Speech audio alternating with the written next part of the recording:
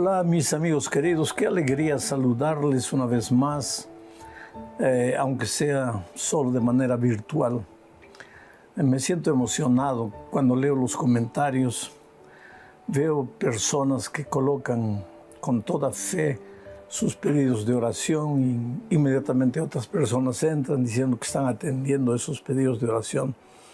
Yo tenía, digo porque ese programa paró, tenía unos 3,000 guerreros de oración esparcidos por el mundo todo, gente que de madrugada se levantaba, me ayudaba a orar. Pero yo quisiera hacerte un llamado en este momento a que tú te transformes también en uno de esos guerreros de oración que me ayude a orar por tantas personas que pasan por el valle del sufrimiento, del dolor. Entonces, si tú ves un pedido en los comentarios, alguien suplicando oraciones en su favor o en favor de algún ser querido, yo quisiera que tú coloques ese nombre en tu lista de oración y también ores. Yo tengo un pequeño registro de pedidos y atiendo sus pedidos con todo cariño. Gente que por donde viajo, a veces cuando predico, me entrega un papelito escrito con su pedido de oración. Esos pedidos no se pierden por ahí, todo está registrado.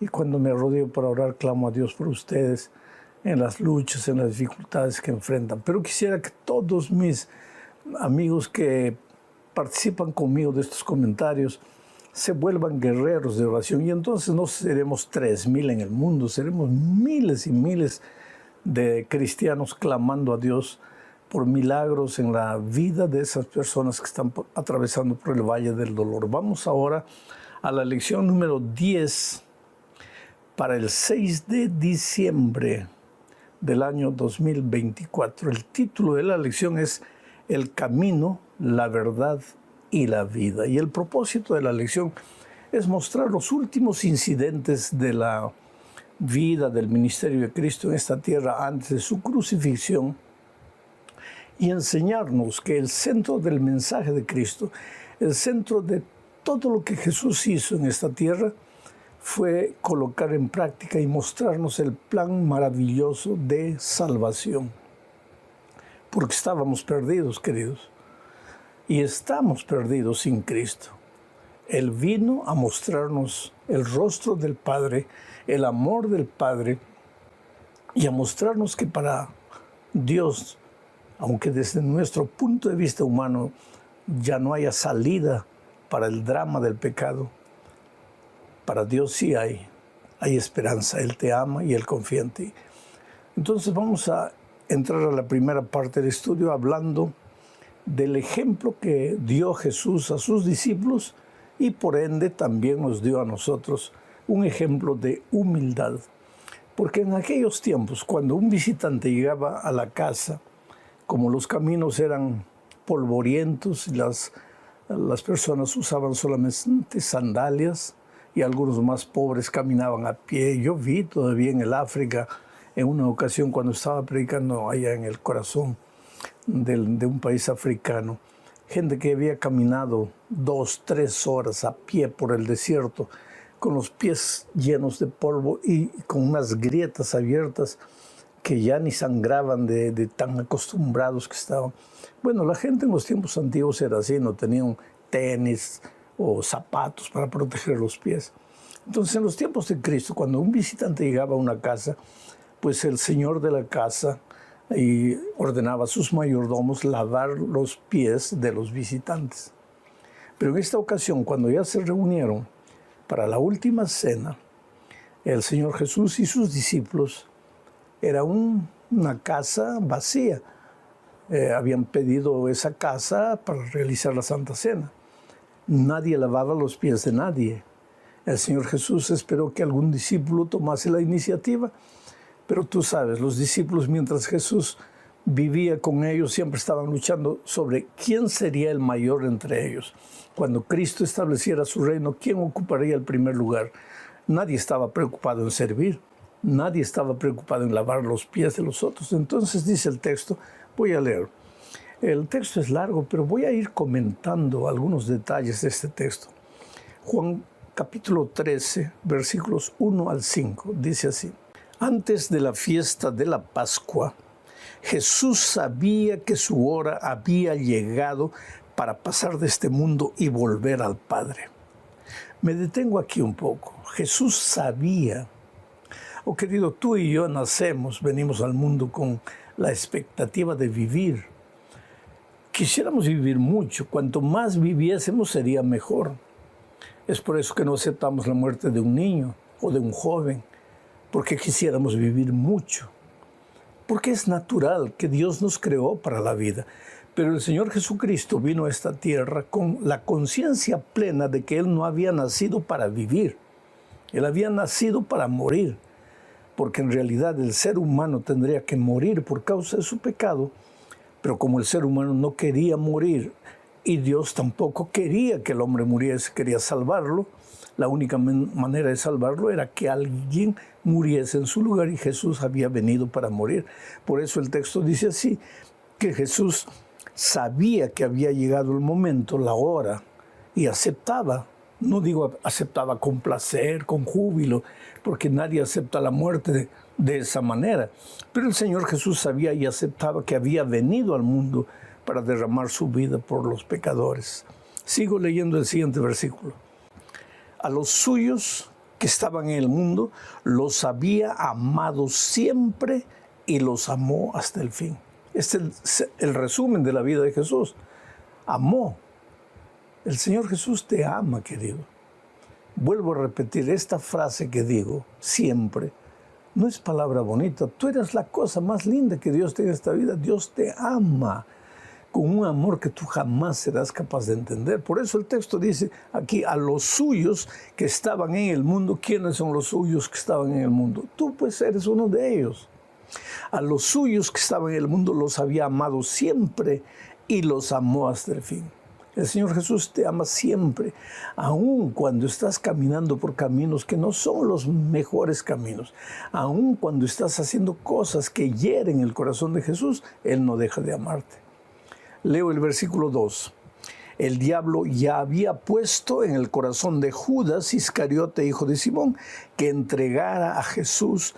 Así que mientras cenaban, Jesús, que sabía que el Padre había puesto en sus manos todas las cosas y que había salido de Dios y que volvía a Dios, se levantó de la cena, se quitó su manto y tomando una toalla, se la sujetó a la cintura. Luego puso agua en un recipiente y comenzó a lavar los pies de los discípulos para luego secárselos con la toalla que llevaba en la cintura. Si tú sigues leyendo los siguientes versículos, vas a ver que Pedro dice, no, Señor, no me vas a lavar a mí los pies, yo te voy a lavar. Mira, ahora que Jesús tomó la iniciativa, ahí el orgulloso Pedro, ahora queriendo demostrar humildad, porque también se puede ser orgulloso con demostraciones de humildad. Cuidado. A veces algunos se enorgullecen de su humildad. Entonces Pedro dijo, no, Señor, a mí no me lavas. A esos otros tal vez, a mí no, yo te voy a lavar. Y Jesús le dijo, mira, si no te dejas lavar los pies, no vas a tener parte conmigo. Ahí Pedro inmediatamente, Señor, entonces lávame el cuerpo todo. Tú te das cuenta, hasta da risa la participación de Pedro en esta escena. Pero lo que Jesús estaba queriendo enseñarle es que si queremos entrar al reino de los cielos tenemos que volvernos como un niño simple, aprender a depender del amor de Dios, a aceptar el amor de Dios. Hay una parte del texto que leí que me impresiona, dice Judas, en cuyo corazón el diablo ya había puesto el deseo de entregar a Jesús. Aquí está otra cosa que necesitas entender. Todo mal pensamiento, todo sentimiento pernicioso en tu corazón es colocado por el diablo. No viene de Dios. El diablo es especialista en sembrar la semilla mala en el corazón y en la mente de las personas. Esa semilla sembrada en el corazón y la mente finalmente lleva a la acción. Pero el pecado primero empieza en la cabeza. ¿Tú crees que Judas no caviló, no reflexionó un día y otro día? ¿Cómo voy a traicionar a mi maestro? ¿Cómo lo voy a vender? Pero la codicia pudo más. Cuando tú permites que una semilla de maldad entre en tu corazón o en tu mente y la comienzas a acariciar, puedes creer que más tarde o más temprano esa semilla se va a hacer una acción. Bueno, vamos a la segunda parte. El subtítulo para esta parte es Ciertamente volveré. Los discípulos estaban tristes porque ellos, en el fondo, Jesús en sus últimas palabras, en sus últimas acciones, ya les estaba demostrando que había llegado el momento de partir, que ellos tenían que aceptar el hecho de que se quedarían solos sin el Maestro. Entonces, cuando los observó tristes, ahora leo el capítulo 14, versículos 1 al 3. Cuando los vio tristes a sus discípulos, mira lo que les dijo. No se turbe vuestro corazón. ¿Qué quiere decir no se turbe? No se entristezca. ¿Por qué? Porque los discípulos estaban tristes. Sigo leyendo. No se turbe vuestro corazón. ¿Ustedes creen en Dios? Entonces crean también en mí. Mira, una vez más aquí, el Señor Jesucristo se coloca en el mismo lugar del Padre, de Dios. Él se define como Dios. ¿Ustedes creen en la palabra de Dios? Les dice. Entonces, si creen en la palabra de Dios, crean también en mí. Si creen en la palabra del Padre, crean también en mí, porque el Padre y yo uno solo somos, pues eran el mismo Dios. Y aquí Jesús dice esto para garantizar a sus discípulos que la promesa que les va a hacer no es una promesa humana, es divina. Los hombres nos fallan, prometen y fallan, pero Dios nunca falla. De repente en este momento tú estás sufriendo, afligido, pasando por un momento difícil, porque la persona que prometió amarte te dejó de amar, o porque la persona que tú pensabas que amarte no te ama más, porque la promesa de los hombres es pasajera y a veces el amor de los seres humanos es pasajero, pero Dios te ama con un amor eterno. Entonces Jesús les hace ahora sí la promesa. En el versículo 2 dice, en la casa de mi Padre hay muchos aposentos, muchas moradas, mucha vivienda.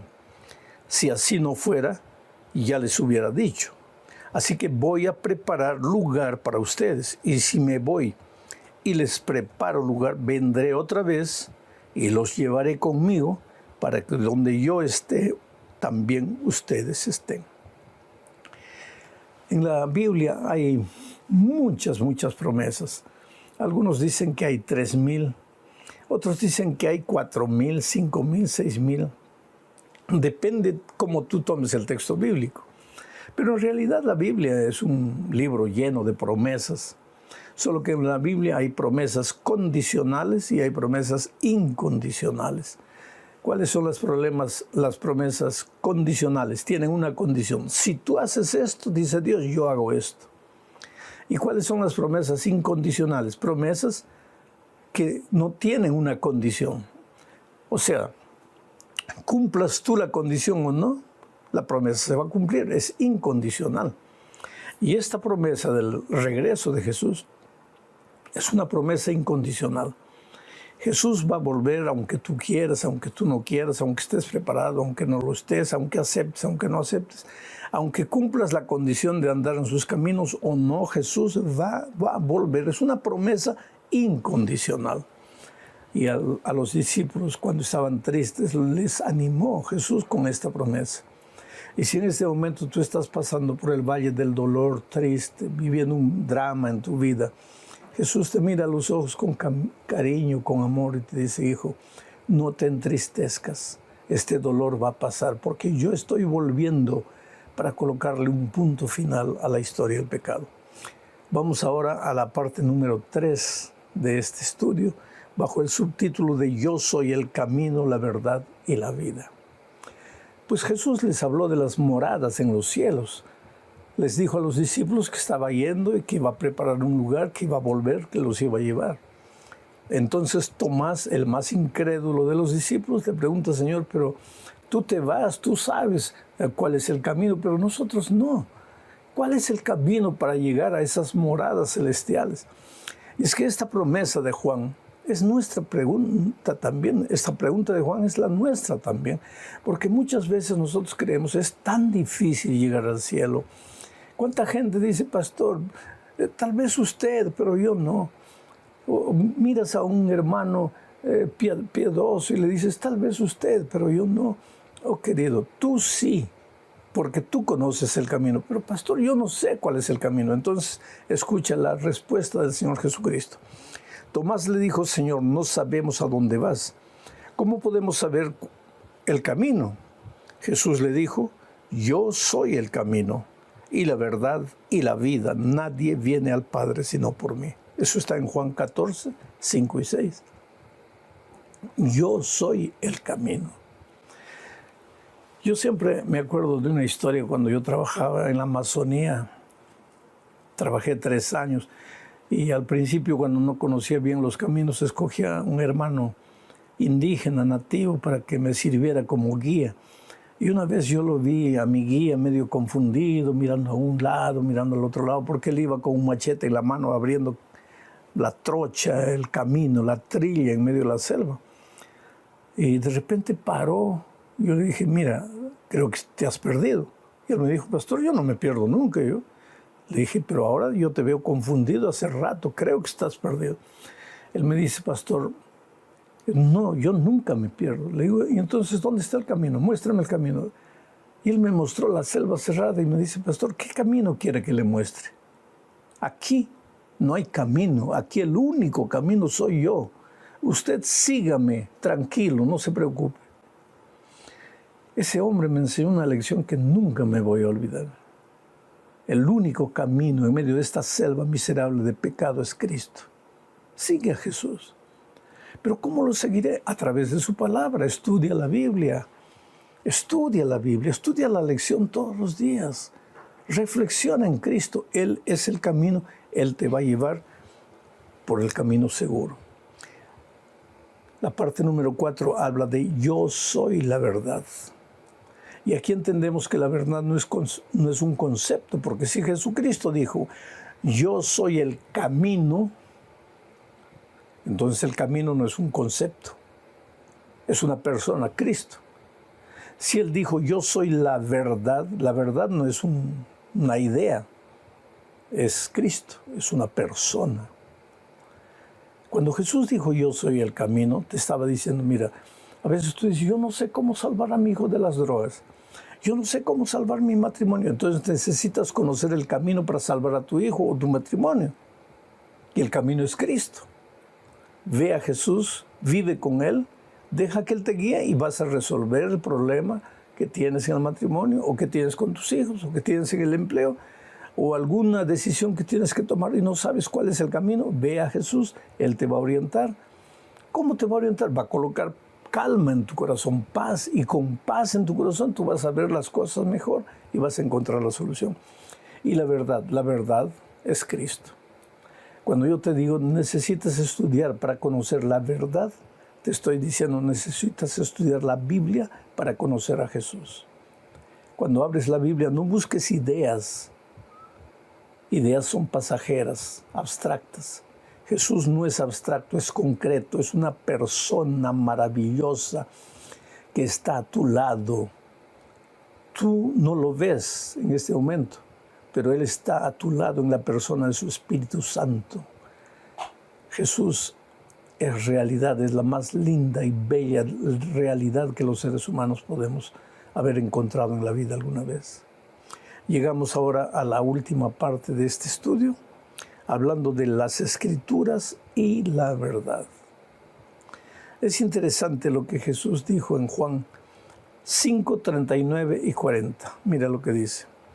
Escudriñad las Escrituras, o sea, escudriñad es estudiar, pero estudiar no leyendo así ligeramente, sino pensando, analizando, reflexionando. Eso es escudriñad. Escudriñad las Escrituras porque os parece que en ellas tenéis la vida eterna. Y ellas son las que dan testimonio de mí. Y no queréis venir a mí para que tengáis vida. Interesante, en el tiempo de Jesús, las personas querían vida, querían vivir como nosotros hoy. ¿Por qué se consume tanta vitamina? Porque todos quieren ser fuertes. ¿Por qué? Para estar bien de salud. Nadie quiere morir. Pero Jesús dice, ustedes quieren vivir, pero no quieren venir a mí. ¿Por qué? Si yo soy la vida. Si ustedes vienen a mí, van a tener vida. Y otra cosa dice, escudriñen las Escrituras, lean la Biblia, analicen mi palabra.